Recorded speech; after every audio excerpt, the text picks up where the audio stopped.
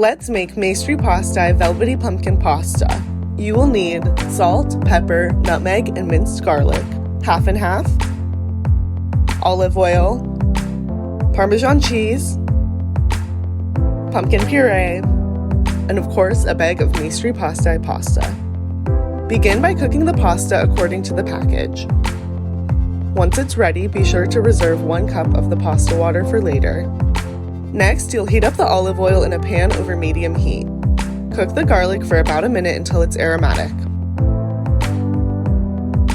Then add the pumpkin puree and pasta water, stirring together until fully combined. Add the half and half and stir for a bit before topping off with salt, pepper, and nutmeg.